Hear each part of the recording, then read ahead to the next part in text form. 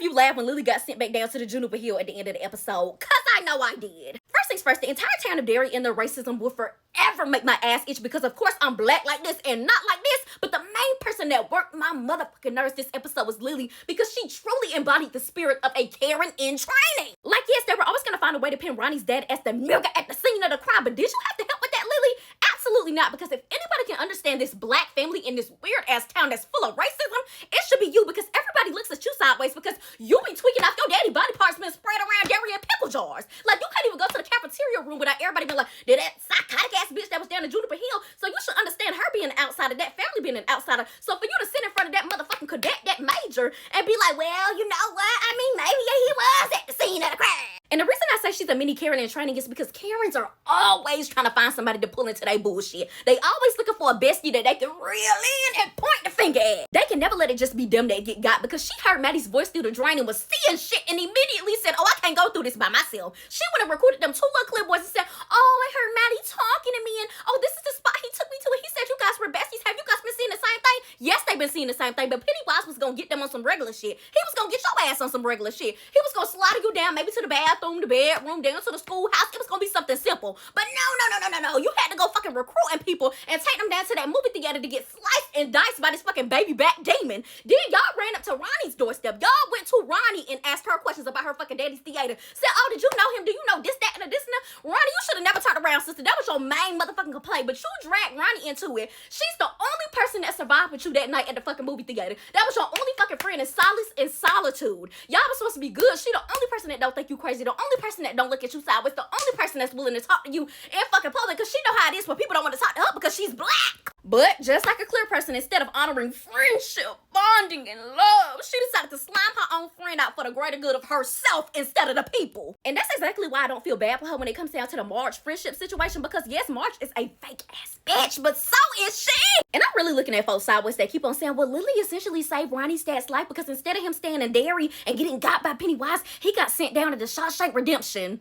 No, baby, we're not finna do the whole white savior thing. Moving on to the handlings. Now, if you ask me, Charlotte is my favorite character by far in this series because she depicts the black woman to the T. She seems like the only person that showed up to this town and is looking around like, hey, ain't nobody gonna stop them little boys from fighting. Ain't nobody gonna stop these folks from throwing eggs at the Paul Bunyan sign. Ain't nobody gonna stop these adults from doing X, Y, and Z. Like, what's going on? Ain't nobody gonna stop this bullshit. Because essentially, it seems like people arrive and they see these things happening, but when they hear people say, oh, boys will be boys, and that's just Derry, that's how we get down in Derry, they just fall in line after that. They don't question it anymore. Everything becomes normal. And I feel like it's because they can sense Pennywise in the corner up there. Like, there's like this fear mongering in this town and like this bubble that's over everybody where the adults are like, shit, I don't want to say nothing. I mean, he be grabbing the kids. I don't want him to grab me up. And unfortunately, I think her curiosity and her concern for what's happening in Derry is what's gonna get her got by Pennywise. Because even when she went down to that antique shop or that furniture shop where that Native American lady was, the way that lady whole energy shifted to like honing in on her when she walked in the door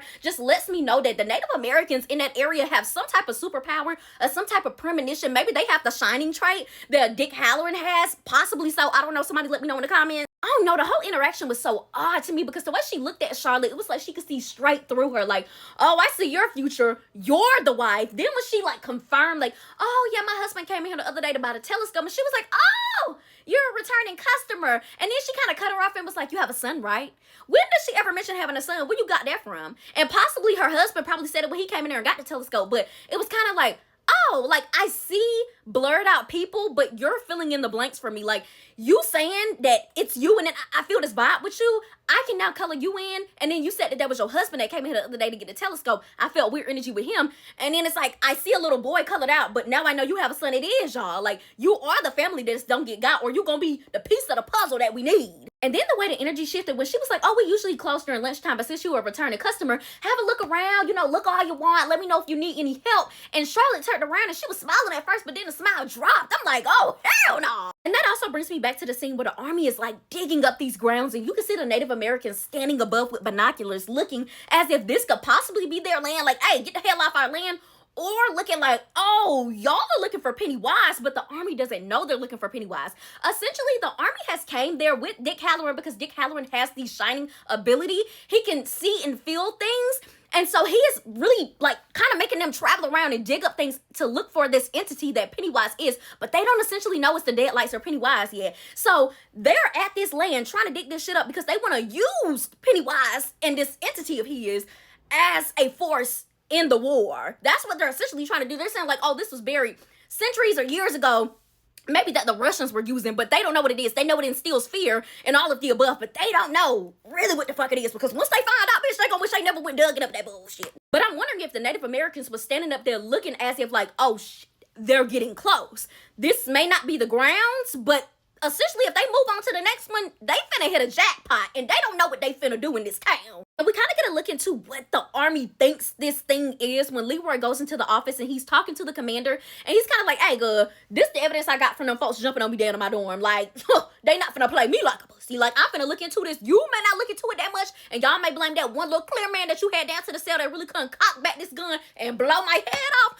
But I'm gonna look into it, because ain't nobody gonna be doing that racism shit to me, and ain't nobody gonna be running up in my dorm and trying my gangster. But when the commander was essentially like, hey, shawty, like, close the door, come and sit back down, I was the one that tried your gangster. I needed to do that because I needed to know that you was gonna be screaming, what niggas, because I'm down with my niggas. I ride for my niggas. What for the niggas? Like, you can't be scary if you're gonna be here doing this test right here, because whatever this thing is that we looking for instills fear, and I need to know that you don't have no fear in your bones. Also, something else I really love about this series is that even if you haven't watched the movies or read the books or know much about the Stephen King multiverse, they're going to give you small tidbits throughout the season that makes you get the picture. Because if you ask me, one of the characters with the most allure possibly in this Stephen King universe could be Dick Halloran, but if you ain't watched the movies or read the books, you wouldn't know nothing about that. But I think they have done an excellent job these first 2 episodes showing that he has moments where, oh, like, I could possibly be seeing the future, or I have a special ranking in the army. Like, they brought me here because I'm special. Like, yep, call up the major. He gonna tell you that I can get in with my drunk guys. Like, I'm special to this force. Without me, y'all wouldn't be finding whatever the fuck this is. Even them showing him and his 2 black army friends down to the bar when he immediately got up because he sensed the sheriff over there at the bar telling the owner, like, hey, get them the fuck up out of here. Like,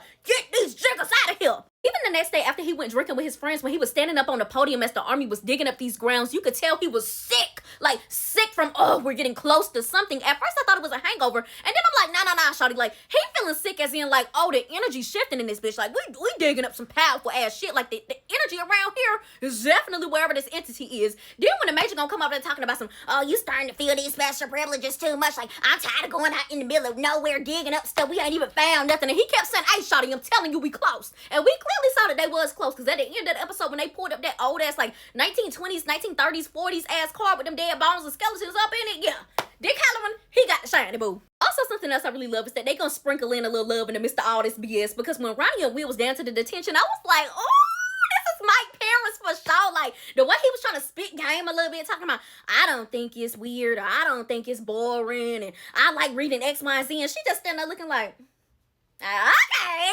But Ronnie really did have it the worst this episode, because in the midst of my friends snaking me out and my daddy about to go to jail for something he didn't even do and wasn't even at the scene of the crime, I got Pennywise on my motherfucking back playing with me as I'm trying to go to bed. I'm in the sheets and he done turned me into being in the belly of my mama that died having birth to me, and she yelling and screaming at me with a decayed ass face. Then you pulling me and chomping me with them big spot ass teeth by the goddamn umbilical cord, and I gotta boom and cut it and take my own damn fucking teeth and splice it, and my parents can't even see it. Like, ooh, Ronnie, you should have listened to your grandma when your grandma said you should have never turned around and helped them crackers.